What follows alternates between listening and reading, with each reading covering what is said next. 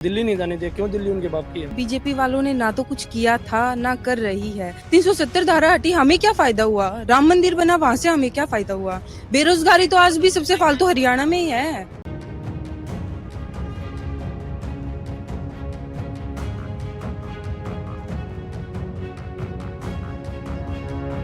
नमस्कार, बहुत बहुत स्वागत है आपका। सत्ता का संग्राम अपने चुनावी रथ को लेकर पहुंच गया है झज्जर के युवाओं के बीच। उनसे युवाओं के साथ चर्चा करने के लिए और उनके मुद्दों को जानने के लिए, उनका चुनावी मूड क्या है ये जानने के लिए।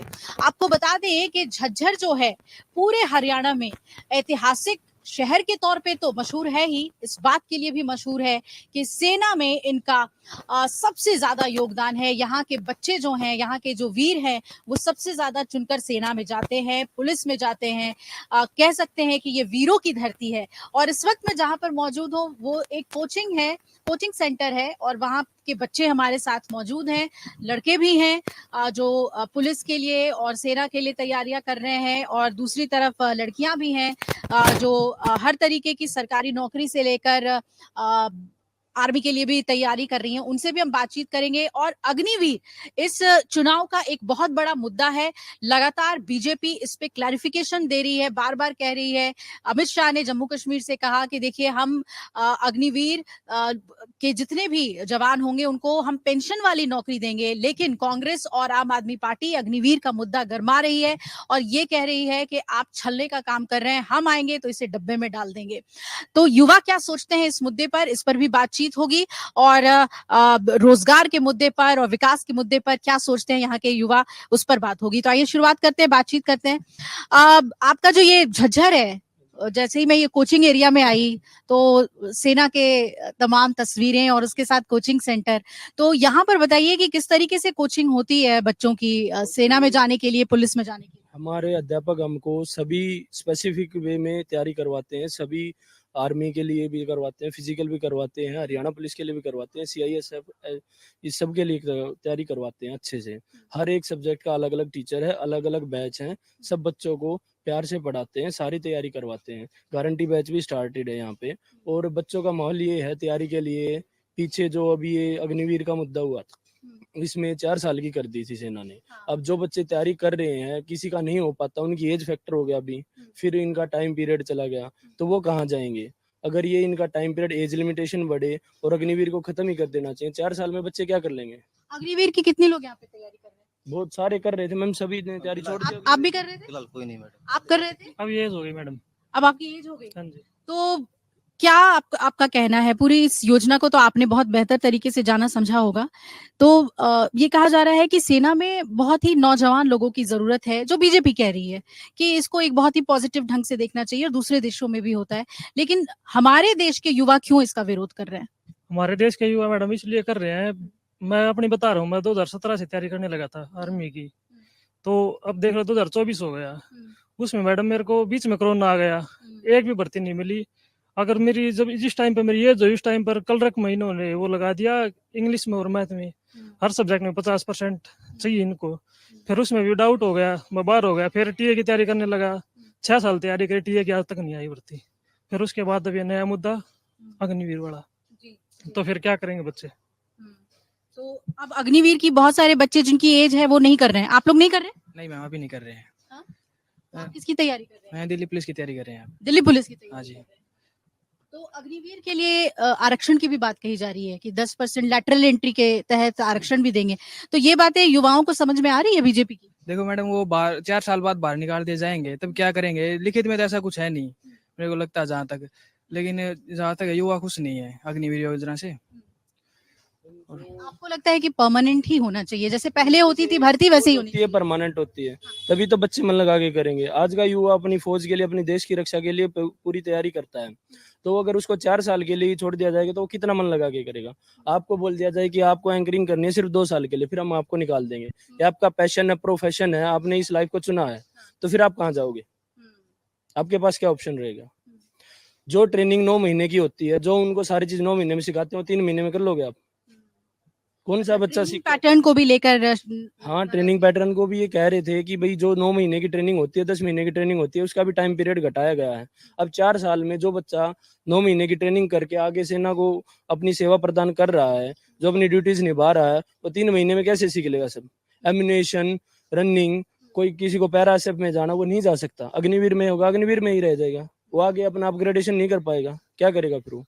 आने के बाद क्या होगा? 17 से मेरे ख्याल से 17.5 से 21 साल की उम्र है, 4 साल की। उस टाइम पे तो बच्चे को समझ में आता है कि क्या करना है तेरे को। 21 साल में वो आ जाएगा, रिटायर्ड हो जाएगा, क्या होगा? कल वो कौन सा काम धंधा करेगा? ये तो है नहीं कि मैम 1.5 लाख 2 लाख रुपए सैलरी है और क्या फायदा, क्या गारंटी है कि एश्योरेंस है कि वो आएगा, वो जिंदा ही आएगा? हर साल आप देखते हो मुठभेड़ होती है, कुछ भी होता है, जवान शहीद होते हैं हर बार। पेंशन को लेकर जो प्रक्रिया है उसको लेकर भी युवा सोचते हैं क्या? जी बिल्कुल सोचते हैं मैम। अब ये बताओ, आपने 40 साल नौकरी कर दी कहीं पे भी, आपको रिटायरमेंट के बाद क्या मिला? आपका पैसा ही आपको किस्तों में मिल रहा है, उसका क्या फायदा? लेकिन वो कह रहे हैं कि जैसे आप जब हटेंगे 4 साल की सेवा देने के बाद तो आपको वैसी ही नौकरी दी जाएगी जिसमें कि आपको पेंशन मिले। कहाँ दी जाएगी? कौन सी नौकरी है जिसमें पेंशन है? पुलिस में हटा दी, फौज में तो वैसे ही बंद कर रखी 4 साल की। रेगुलर आपकी भर्तियां नहीं निकल रही, कहाँ है रोजगार? बताओ कौन सी नौकरी है? लिखित में तो दो कि हम आपको आर्मी के बाद निकाल के क्लरिकल में देंगे, कंप्यूटराइज में देंगे, आपको वैसी सर्विस देंगे, ऑफिस बॉय रखेंगे, क्या रखें, कहाँ रखेंगे, वो तो दो। किसमें पेंशन है? किसमें आज के दिन पे सरकारी नौकरियों में पेंशन है? किस फील्ड में? टीचर तो बना नहीं सकते अभी इनको आते ही। लेक्चरर की पोस्ट कहाँ देंगे इनको? कौन कह रहे देगा? हैं कि ओवरऑल ट्रेनिंग देंगे जिसमें किसी भी ट्रेनिंग देंगे? अलग अलग प्रोफेशन में जा सकेंगे। कहाँ है वो रिटर्न में? कौन सा प्रोफेशन मांग रहे हैं वो? अच्छा, जो बच्चे ट्रेनिंग कर रहे हैं अग्निवीर की, उन लोगों से आपकी बातचीत होती है, वो क्या फीडबैक देते हैं? मैम फीडबैक यही है, बच्चों ने तैयारी करनी ही छोड़ दी, क्या करेंगे? कह रहे हैं 4 साल वहां जाएंगे। अब मैम बच्चे कोई एक है तो कोई 2 हैं, तैयारी कर रहे हैं। कोई किसी का उसके एज फैक्टर का बात है, किसी की भाई जैसे वो है मेरिट लिस्ट में नाम नहीं आ रहा, किसी से तैयारी नहीं हो पा रही। बच्चे 4 साल का सोच के अपने बैक फुट पे जा रहे हैं कि भाई हम क्यों करें, अगर हमने इतनी मेहनत करनी हम किसी और फील्ड में चले जाएं। कुछ सिर्फ बच्चे 4 यही साल के टेन्योर की वजह से जो है उतना उत्साह नहीं है। आप लोग किस सर्विस की तैयारी कर रही हैं? आप किसकी तैयारी कर रही हैं? अभी तो मैं बेसिक की ले रही हूँ, फिर बाद में अभी बेसिक क्लियर करने के बाद मैं यूपीएससी की तैयारी करूंगी। अच्छा, सिविल सर्विसेज में आप इंटरेस्टेड हैं। तो ये बताइए कि लड़कियों के लिए झज्जर में क्या मुद्दे हैं? किन मुद्दों पर आप लोग वोट करेंगे? वोट करेंगे इस बार? इस बार सभी मुझे लगता है तो कांग्रेस को ही करेंगे, क्योंकि गर्ल्स अभी बहुत ज्यादा पीछे जा रही हैं। बीजेपी को लेके इतनी सारी नौकरियां नहीं बची हैं गर्ल्स के लिए, और कांग्रेस ने एक मुद्दा भी दिया है कि वो 2 लाख या फिर 1 लाख नौकरियां निकालेंगी, इसलिए गर्ल्स अब ज्यादातर एसएससी वगैरह की तैयारी कर रही हैं। तो यानी कि रोजगार आप लोगों के लिए बड़ा मुद्दा है। हाँ जी मैम। मैम देश में मेरी बेरोजगारी इतनी फैल गई है बहुत ज़्यादा। जो ये सीईटी है ना, बिल्कुल ख़त्म करना चाहिए, क्योंकि जो ये हरियाणा पुलिस है, इसमें जो अभी पेपर हुए थे ना, ये पेपर हो नहीं पाए हमारे। जो बच्चे तैयारियां कर रहे थे वो रह गए सीईटी के कारण। ये सीईटी ख़त्म करना चाहिए। मतलब देश में ये है कि एक तरफा जो है ये कांग्रेस आ रही है और बीजेपी जा रही है मैम। अच्छा, ये हरियाणा में आपको ऐसा हाँ लग जी, रहा है? हाँ जी मैम। और ये बताइए आप लोग आते कहाँ से हैं? यही झज्जर के हैं कि गांव के? यहीं पास में गांव मैम, खातीवास गांव से आती हूँ मैम। तो गांव में कैसा विकास है? बेटियों के लिए कैसा है गांव में? गांव में बिल्कुल अच्छा है, लेकिन जो मतलब बेरोजगारी को लेके ज्यादा वो है मैम। बेरोजगारी ज्यादा फैली हुई है यहाँ पे गाँव। अच्छा, विमेन सेफ्टी भी महिलाओं के लिए यहाँ पे मुद्दा है क्या? कई जगह पे कह रहे थे कि लॉ एंड ऑर्डर वैसा नहीं है। आप लोग गांव से यहाँ आते हैं या कोचिंग से घर जाते होंगे या हॉस्टल जाते होंगे, कितना सुरक्षित महसूस करती हैं? यहाँ ऐसा है कि कई बार लड़कियां जाती हैं तो उन्हें बहुत सारी समस्याओं का सामना करता है। जैसे कोई लड़का हो गया और कुछ प्रॉब्लम हो गई, आने जाने में प्रॉब्लम होती है। कई गांव में ऐसे हैं कि व्हीकल भी नहीं है, आने जाने में बहुत प्रॉब्लम होती है लड़कियों को। खासकर लड़कियों को यही समस्या फेस करनी होती है। लड़के तो क्या, किसी की बाइक है, कुछ भी व्हीकल, उसी पे बैठ के चला जाता है। और इस कारण से लड़कियां गाँव से कम पढ़ने आती हैं, और गाँव के लोगों की जो सोच है वो बहुत ही छोटी, इस कारण की भाई रास्ते में आने जाने की प्रॉब्लम है, क्या पता कौन इसको क्या कह देगा, व्हीकल की प्रॉब्लम। इसी कारण कुछ लड़कियां बहुत ही कम पढ़ने आती हैं, इसलिए गांव में जो शिक्षित बेरोजगारी वो बढ़ती रहती है। किस चीज की तैयारी कर रही हैं? मैं सीजीएल की तैयारी कर रही हूँ। और भी कुछ लोग हैं। आप आगे आइए। आप मैरिड हैं? हाँ, कब हुई है शादी? 3 साल पहले। अच्छा, और यहाँ पे क्या कोचिंग हो रही है? हाँ, एसएससी की कोचिंग ले रही हूँ मैं। अरे वाह! तो कैसे कैसे तुम मैनेज करती हो घर, कोचिंग, पढ़ाई लिखाई कैसे? परिवार का साथ है, सब कुछ मैनेज हो जाता अच्छा, है। यानी पूरा परिवार का पूरा सपोर्ट है, ससुराल वालों का सपोर्ट है। बिल्कुल, हाँ? तो ये बिल्कुल। बताओ कि इस बार किस मुद्दे पे वोट करोगे? मैं कांग्रेस के साथ हूँ क्योंकि बीजेपी वालों ने ना तो कुछ किया था, ना कर रही है। अगर ऐसा कुछ होता तो सीटी भी खत्म करना चाहिए। हम इतने साल से तैयारी कर रहे हैं। जो बच्चे थे उन्होंने 2019 में सीटी निकाला था, तब लिया। अब बोर्ड की बारी आई तो उन्होंने सीटी भी ले लिया। अब पेपर हो गया, फिजिकल हो गया, सारी चीज हो गई तो लिस्ट निकालने से मना कर रहे हैं। क्यों कर रहे हैं? हम इतने साल से यहाँ बैठे हैं, अगर उन्हें हमारी चीज से दिक्कत होती, वो अगर हमें अपना समझते तो हर लिस्ट भी निकालते, वो अपने पेपर वगैरह सारी चीज इकट्ठी भी करते। लेकिन वो कुछ कर ही नहीं रहे, ना वो जॉब दे रहे हैं, ना वो कुछ भी नहीं कर रहे हैं, तो हम उसे वोट किस तरीके से दें? अच्छा, ये बताइए कि ये तो आप लोगों से बिल्कुल जुड़े हुए मुद्दे हुए जिससे आप लोग सीधे तौर पे प्रभावित हो रहे हैं। लेकिन इसके अलावा अगर राष्ट्रीय मुद्दे देखें और यहाँ के स्थानीय मुद्दे देखें, तो विधानसभा चुनाव में क्या दिमाग में रहता है? जो पीएम मोदी जो राष्ट्रीय मुद्दों को उठाते हैं कि देखो हमने 370 खत्म कर दिया, राम मंदिर बनवा दिया। फिर हमारा क्या, बेरोजगारी तो वहीं रखी हुई है, उससे राहुल क्या? गांधी की बातें आपको सही लगती हैं जो मुद्दे वो उठा रहे हैं? बिल्कुल, बिल्कुल। 370 धारा हटी, हमें क्या फायदा हुआ? राम मंदिर बना, वहां से हमें क्या फायदा हुआ? बेरोजगारी तो आज भी सबसे फालतू हरियाणा में ही है। तो फिर हम क्या करें? हम अयोध्या थोड़ी ना जाएंगे, मंदिर में पूजा, वो हमें नौकरी थोड़ी ना लगाएंगे। हमारी बेरोजगारी तो वहीं पे खड़ी हुई है। हमारे लिए कुछ करें। कहीं गांव में स्टेडियम हो, स्कूल है, सरकारी स्कूल बंद करने के लिए बोल रहे हैं, वे कुछ भी तो नहीं कर रहे हैं। अच्छा, ये जो पहलवान बेटियों का जो मुद्दा है, उसको आप लड़कियां कैसे देखती हैं? ये सही मुद्दा उठाया है विनेश फोगाट ने? हाँ जी, विनेश फोगाट ने बिल्कुल सही मुद्दा उठाया है, क्योंकि ये विनेश फोगाट जो वहाँ पे पेरिस ओलंपिक में ये जीतनी चाहिए थी, हरा दिए। मतलब इन्हीं का कुछ वो था। ये बस हमारा तो यही कहना, ये विनेश फोगाट जीतनी चाहिए थी। अब ये मतलब इलेक्शन लड़ रही लेकिन है। कुछ लोग कह रहे हैं कि राजनीति में वो आ गई। हाँ। अब तो सिटी को खत्म करना है, और सिटी को खत्म करके हरियाणा पुलिस की भर्ती को करे। कोई भी भर्ती होती है तो उसको कभी रोक देते हैं, कभी लीक हो जाता पेपर, तो उसको पूरा करें। पेपर लीक का भी मुद्दा है बड़ा, हाँ है ना? हाँ, तो ये पहलवान बेटियों का जो मुद्दा है, इस पे लड़कियां सोच रही हैं, इस पर वोट करेंगी? करेंगी, और बीजेपी जाएगी और कांग्रेस आएगी, बस अब तो यही है बस। बदलाव के बारे में आप लोग सोच रहे हैं। आप किस मुद्दे पर वोट करेंगे? मैम सबसे पहले बेरोजगारी है, क्योंकि 10 साल हो गए यहाँ नौकरी बहुत कम दी गई है। और आपको पता है कि हरियाणा से ज्यादातर आर्मी में जाते हैं, और अग्निवीर के कारण वो भी कम हो गया, इससे बेरोजगारी और ज्यादा बढ़ी है।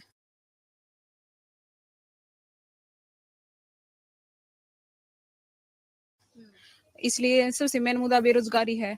आपने बताया राम मंदिर बनाया गया है, उससे बेरोजगारी और ज्यादा इंक्रीज हुई है, क्योंकि वहाँ के आपके दोस्त पूछ रहे हैं कैसे, बताओ। क्योंकि मैम वहाँ पे जो लोग अपनी दुकान लगाते थे, और वहाँ पे जो घर थे वे भी तोड़े गए हैं बुलडोजर के द्वारा, तो उनको रहने के लिए आवास भी नहीं रहा है। मतलब अयोध्या हारे हैं तो इस वजह से हारे हैं लोकसभा चुनाव, आप ये कहना चाह रही हैं? आप लोग से भी जानना चाहेंगे, कुछ हिंदुत्व का मुद्दा, यहाँ के पहलवान बेटियों का मुद्दा, ये सब है यहाँ पे? बिल्कुल है मैडम। हिंदुत्व का मुद्दा है? जी हाँ, हाँ? हिंदुत्व का होना चाहिए मैम। एक बात बताइए, अभी थोड़े दिन पहले नूह में इंसिडेंट हुआ था, तो वहां पे उनके कांग्रेस एमएलए थे मामन, उनने क्या बयान दिया था? अभी भी वीडियोज आ रहे हैं। हाँ, वीडियोस बहुत वायरल हो रहे हैं यहाँ पे। या तो वो पहले के हैं या डबिंग है या क्या है। अब इतना तो यहाँ पे तो सब यही सोचेंगे कि उसने बयान दिया है, उसकी वीडियो तो उसी ने बयान दिया। अब राम मंदिर पे कह रहे हैं कि भाई वहां का रोजगार खत्म हुआ। क्यों खत्म हुआ? दुकानें हैं वो, उन्होंने सभी यही कहा ना कि भाई अपने नाम की बोर्ड प्लेट लगाओ कि भाई मैं। चुनाव में नतीजे आ गए, हार गए वो लोग। हाँ, आप बताइए, पहलवान बेटियों का मुद्दा है? बिल्कुल है मैम। पहलवानों के हमारे देश के लिए जो मेडल्स लेके आती हैं और उनके साथ ऐसा व्यवहार किया जा रहा है। ये यहाँ पे देखा है, दिल्ली में ये पहलवान बैठी थी तो इनके साथ कैसा व्यवहार हुआ था। उनको बिल्कुल रौंदा जा रहा था पैरों के नीचे। दिल्ली पुलिस भी थी और आर्मेड फोर्स भी आई हुई थी वहाँ पे। तो इन बेटियों को सम्मान तो मिलना चाहिए, जैसे कि ये हमारे देश के लिए जो कुछ भी कर रही हैं। और एक पहलवान बनना और एक अपने देश को रिप्रेजेंट करना इतना आसान नहीं है, जैसा कि उन्होंने यहाँ पे ऐसा कर दिया उनके साथ। तो कुर्सी पे बैठ के मेडल नहीं आते मैम, ये तो आपको पता है। अखाड़ों में जाना पड़ता है, बहुत मेहनत लगती है, तो उसका सम्मान तो होना चाहिए। और फिर एक लड़की और उसके साथ ये जो उसने एलिगेशन लगाए, तो उसकी जांच तो होनी चाहिए कम से कम। तो इस दो पर और अहम बातें हैं, उस पर भी हम युवाओं के पास जाएंगे। देखिए, हमने अग्निवीर मुद्दे पर बात कर ली, सरकार बेरोजगारी पर बात कर ली, और साथ ही साथ जो मुद्दे हैं, हिंदुत्व के मुद्दे हैं, उससे कितना जुड़ा हुआ महसूस करता है युवा, उस पर भी इनकी राय आपने जान ली। एक और बहुत अहम मुद्दा हरियाणा इलेक्शन में किसान आंदोलन का है, और क्योंकि ये जो बच्चे हैं ये सब गांव के क्षेत्र से आते हैं, किसानों के बेटे बेटियां हैं, तो ये किसान आंदोलन का मामला है क्या? ये नाराजगी है गांव में, शहर में? बिल्कुल है मैम, किसान आंदोलन की। वहाँ पे हमारे किसान नेता थे जो उनके मतलब किसान थे, उनके साथ कितना बुरा बिहेव किया गया, उनको मारा गया, पीटा गया, एमएसपी की मांग रखी गई, वो भी नहीं पूरी की गई। क्यों मैम, हम भी किसान के बच्चे हैं, गांव से आते हैं, गांव में तो सबसे ज्यादा जरूरत होती है रोजगार की, और गांव में तो कृषि मेन मुद्दा होता है, उसी से किसान मतलब अपने बच्चों को पढ़ाता लिखाता है, अपने परिवार को भी चलाता है। तो ऐसा थोड़ी होना चाहिए। उनके साथ इतना बुरा बिहेव किया गया, उनको आतंकवादी बताया गया, घुसपैठ बताया गया। तो अब उन आतंकवादियों के पास क्यों जा रहे हो वोट मांगने, जब वो मांग कर रहे थे, उनकी मांगे पूरी नहीं की, और अब उन्हीं के पास घर घर जाके बोल रहे हैं, हाथ जोड़ रहे हैं। तो अब इलेक्शन का टाइम है, तो उनको जरूरत है, तब आ रहे हैं ना वो हमारे पास। जब उनकी मांगे पूरी करने का समय था, उन्होंने पूरा कुछ भी नहीं किया। तो अब हम किस उससे वोट दें उसको? यानी किसानों में बहुत नाराजगी है। आप में से कोई बोलना चाहेगा? कोई गांव से जिनके पिताजी किसान हो, सबके पिताजी किसान हैं, आप कुछ बोलना चाहेंगे? नहीं जी, बिल्कुल क्या है, नाराजगी है किसान आंदोलन को लेकर? है वो जी। क्या नाराजगी है, बताइए। कुलगीत जी, हम भी किसान के बेटे हैं, खेती बाड़ी करते हैं, और जी जो आंदोलन करवाया था उन्हें, इसके ऊपर वो है बस। और कोई कुछ बोलना चाहेगा? मैडम देखिए, जो हम भी किसान के ही बेटे हैं, हमारे चाचा ताऊ थे वो वहाँ पे बैठे जाके, उनको आतंकवादी बोला गया, खालिस्तानी बोला गया। लेकिन ये तो गलत बात, तब कोई निकल के आगे नहीं आया। हरियाणा में किसी ने मांग नहीं उठाई आगे। कोई नेता ऐसा बड़ा सामने नहीं आया जिसने ऐसा बोला हो कि ये यहाँ तो हरियाणा के ज्यादातर, हरियाणा कृषि प्रधान राज्य है हरियाणा, ज्यादातर कृषि होती है यहाँ पे। तो देखिए वहाँ उसी टाइम पे ऐसा कुछ नहीं किया गया था। तो हुड्डा जी पे विश्वास है? बिल्कुल जी, हाँ जी। कोई भी बड़ा नेता किसान आंदोलन में खुल के सामने नहीं आया कि भाई जो भी मेरे किसान भाई यहाँ पे बैठे हैं, उनको जो भी उन्होंने बात रखी है वो सही है। वो सिर्फ अपना प्रोटेस्ट कर रहे थे। और इंडिया में ये है आपका मिला हुआ संविधान से कि भाई आप अपना है ना साइलेंटली प्रोटेस्ट कर सकते हो, आप बिना किसी को नुकसान, पब्लिक प्रॉपर्टी को डैमेज किए बिना अपना प्रोटेस्ट कर सकते हो। ये हमारे संविधान में भी लिखित है। तो हमारे किसान भाई वहाँ पे वही तो कर रहे थे, उनको मारा गया, दिल्ली नहीं जाने दिया, छोड़ा गया। दिल्ली नहीं जाने दिया, क्यों? दिल्ली उनके बाप की है, किसकी है दिल्ली? जनता की तो है, क्यों नहीं जाने दिया दिल्ली? हम आप भी कुछ बोलना चाहेंगे? आप भी कुछ बोलना चाहेंगे? आपके पिताजी किसान हैं, आंदोलन से जुड़े हुए थे? यस मैम, गए भी किसान आंदोलन में गए भी थे, और उनको वहाँ पे चोट भी लगी हुई थी। कहाँ गए थे? शंभू बॉर्डर गए थे? कहाँ पे गए थे? दिल्ली जाने वाले। Yes sir. तो क्या पिताजी का क्या कहना था? पिताजी का ये कहना था कि अगर सरकार अच्छे से एमएसपी मतलब सरकार सभी फसलों का जायज रेट दे, तो कोई ये दंगे फसाद नहीं होंगे, जिससे किसी की ये नहीं कहा जाएगा कि कोई भी किसान आतंकवादी है, और ये दुर्घटना मतलब जो सरकार की प्रॉपर्टी है किसान तोड़ रहे हैं, ये सब सरकार के द्वारा है। सरकार अच्छी एमएसपी दे, अच्छा रेट दे, तो कोई भी किसान कोई भी अच्छी वो नहीं। आप एक बात बताइए, अगर सरकार सारे किसानों की मांग को मान ले, तो क्या जो आप नौजवान हैं जो खेती नहीं नौकरी की तलाश में आए हुए हैं, क्या आप लोग खेती करेंगे? वो मैम वो तो खेती, अगर देखो हमारे माँ बाप दादा दादी, उनके पास नौकरी नहीं थी, उन्होंने खेती की।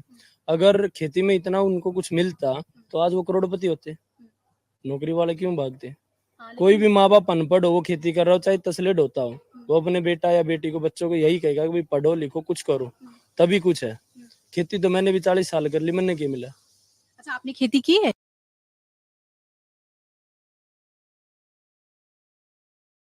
नहीं, मैं बता रहा हूँ पेरेंट्स की वर्डिंग। पेरेंट्स कहते हैं कि हमने 40 साल कर ली, क्या मिला? क्या मिला? ये बताओ कि किसी भी बड़े बिजनेसमैन का लोन माफ हो जाता, लाखों करोड़ों का, लोग घोटाले करके भाग जाते हैं। किसान का 2 लाख का लोन माफ नहीं होता, वो फांसी लगा लेता है। अगर किसानी इतनी आसान होती तो मैम हम नौकरी करने क्यों आते? उसमें इतनी बचत होती तो हम नौकरी की तरफ क्यों भागते? गांव के बच्चे शहर की तरफ। तो मैंने पूछा कि अगर वाकई में मुनाफा मिलने लगेगा, एमएसपी की जो मांगे हो मिलने लगेगा मैम, जो है घर की वो करेंगे। कहाँ पे है मैम? पानी कहाँ पे है? पूरा पानी नहीं मिल पा रहा टाइम पे मैम, खाद बीज नहीं मिल रहे। क्या दिक्कत आती है? खाद बीज भी कितने महंगे रेट पे मिल रहे हैं, आप देख रहे हैं। और किसानों को भी उनका जायज रेट मिलना चाहिए। जैसे कोई भी कंपनी चप्पल जूते बनाने वाली भी वो अपना खुद का रेट रखती है, तो किसान की फसल वो क्यों नहीं ले रहे? इसको भी तो और किसान कितनी कड़ी मेहनत करता है, सर्दी में भी ठिठुरता रहता है और जाता है, काम इतने बिल्कुल, होते हैं। किसान हमारे अन्नदाता हैं और जो उनकी मांगे हैं उनके, क्योंकि ये किसानों के ही बच्चे हैं, तो खुलकर उस बात पर, उस मुद्दे पर बोल रहे हैं। एक और यहाँ का बहुत अहम मुद्दा है, जाटलैंड भी कहलाता है झज्जर, और जाट आरक्षण का मुद्दा आपको याद होगा एक समय में सबसे ज्यादा गरमाया था झज्जर से ही। जाट आरक्षण का मुद्दा है क्या यहाँ पे, कोई बोलना चाहेगा? है मुद्दा? मुद्दा तो मैडम बिल्कुल है। हाँ? एक किसान थे मैडम, उधर से मैडम जी दिल्ली बॉर्डर लगे हुए हैं, मेन मैम यही थे। आरक्षण को लेकर कोई कुछ उस तरीके से नहीं बोल रहा ना, जैसे हुड्डा सरकार ने किया था, ऐसे कोर्ट से उस पे स्टे लगा, फिर बीजेपी तो उस पे कंफ्यूज नजर आई। उसके बाद आरक्षण को लेकर आपको क्या लग रहा है, मतलब क्या आपको विश्वास है कि हाँ कांग्रेस इसको कर देगी? मैम विश्वास तो क्या मैडम, फिर भी मैडम ये चीज तो नहीं होती। अगर मैडम इनको जो तिल काले कानून थे मैम, ये इनका मैडम एमएसपी था। मैं जाट आरक्षण की बात कर रही हूँ, आप किसानों पर आ गए हैं, मैं जाट आरक्षण। मैम या तो आरक्षण सबको दो, या फिर मैम उनके उस हिसाब से दो कि इकोनॉमिकल बैकग्राउंड क्या है।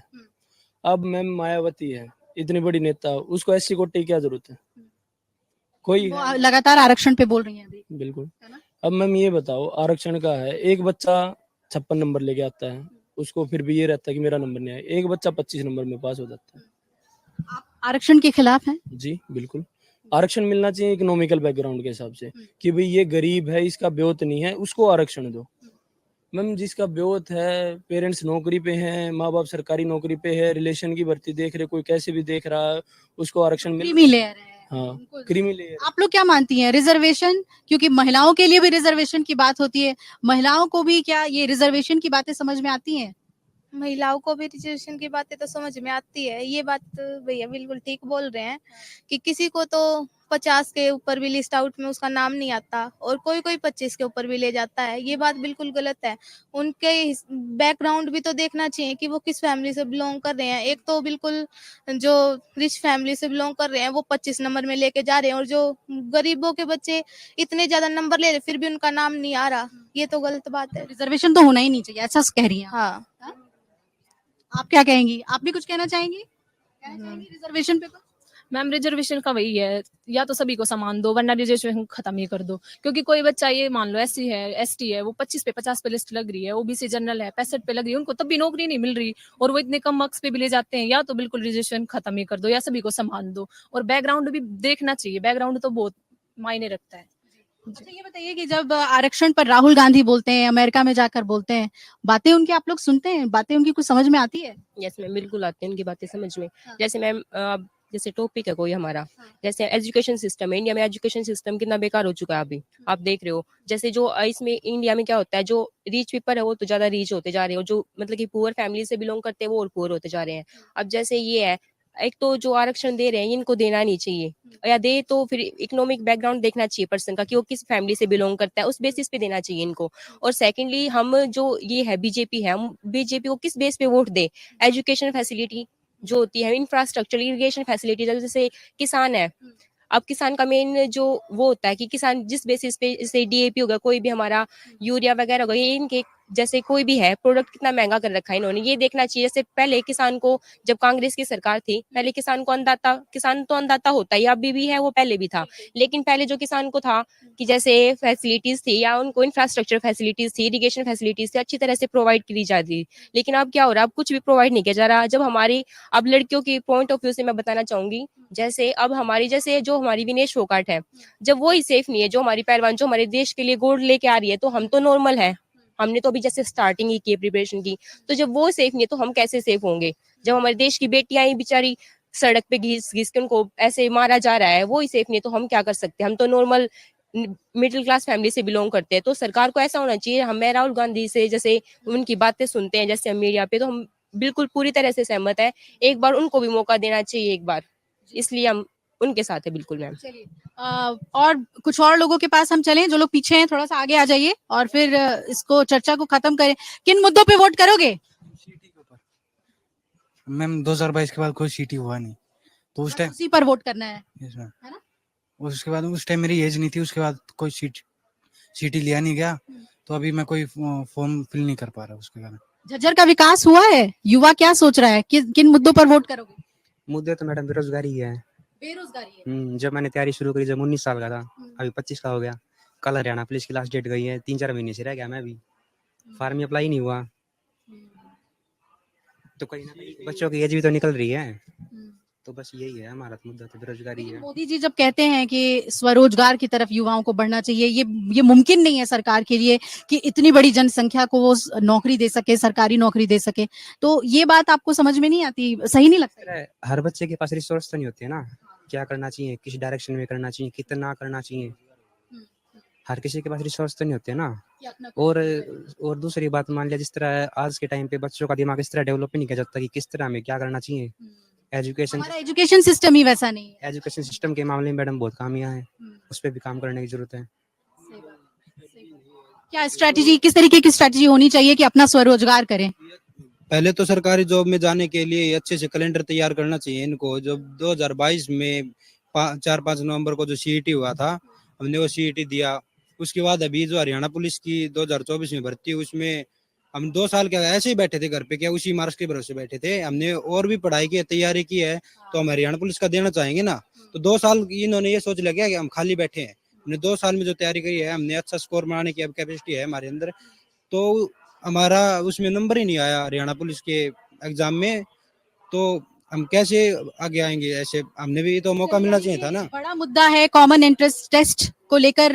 इन युवाओं ने कहा कि सीधे तौर पे यही हमारा मुद्दा है कि अगर रोजगार नहीं तो वोट नहीं। हरियाणा के युवा सीधे तौर पर रोजगार का मुद्दा, अग्निवीर का मुद्दा और पहलवान बेटियों के मुद्दे पर भी मुखर होकर बोले हैं। और जैसा कि बातचीत आपने सुनी कि एक बदलाव की सोच जो है वो जरूर देखने को मिल रही है। अभी हमने युवाओं से चर्चा की है, लेकिन शाम में जो सवाल इन युवाओं ने उठाया है, यही सवाल हम यहाँ के स्थानीय नेताओं से पूछेंगे।